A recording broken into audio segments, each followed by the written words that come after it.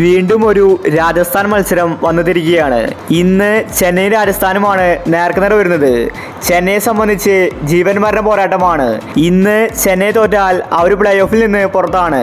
അതുപോലെ രാജസ്ഥാൻ എന്ന് ജയിച്ചാൽ അവർക്ക് ഒഫീഷ്യലായിട്ട് പ്ലേ ഓഫിലെത്താം. അതുകൊണ്ട് വാശിയേറിയ ഒരു മത്സരമായിരിക്കും ഇന്നത്തേത്. അപ്പോൾ ഇന്നത്തെ രാജസ്ഥാൻ CSK മാച്ചിനെ പറ്റിയാണ് നമ്മൾ ഈ ഒരു വീഡിയോ നോക്കുന്നത്. ഇതുപോലത്തെ IPL ന്യൂസിന് വേണ്ടി ചാനൽ മറക്കാതെ സബ്സ്ക്രൈബ് ചെയ്യൂ. ആദ്യമായി CSK ടീമിനെ പരിഗണിച്ചാൽ കഴിഞ്ഞ മത്സരത്തിൽ ചെന്നൈ ടീമിനെ വിളിച്ചത് ബൗളിങ്ങിലാണ്. ഗുജറാത്ത് ടീം മികച്ച ബാറ്റിംഗ് ആണ് കാഴ്ചവെച്ചത്. ചെന്നൈ ശരിക്കും നാണം കെട്ടു. ഇന്ന് ചെന്നൈ ബൗളിങ്ങിൽ കുറച്ചും കൂടി ശ്രദ്ധിക്കേണ്ടിയിരിക്കുന്നു. ഇല്ലെങ്കിൽ അവർക്ക് പണി കിട്ടുമെന്നത് ഉറപ്പാണ്. ഇന്ന് തോറ്റാൽ ചെന്നൈ പുറത്താണ്. അതുകൊണ്ട് പുതിയ തന്ത്രങ്ങളുമായിട്ടാണ് ചെന്നൈ ഇന്ന് വരുന്നത്. അപ്പോൾ ചെന്നൈയുടെ പ്ലേയിങ്ങിൽ നോക്കാം.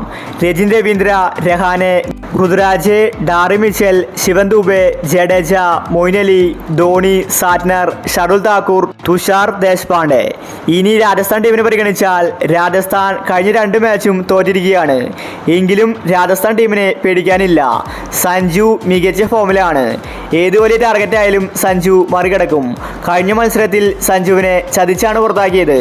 അതുകൊണ്ട് സഞ്ജു ഇന്നത്തെ മാച്ചിൽ 2 കളിപ്പിച്ചാണ് വരുന്നത്. ഇന്ന് കളിച്ച് ജയിച്ചാൽ സഞ്ജുവിൻ്റെ ടീം പ്ലേ ഓഫിലെത്തും.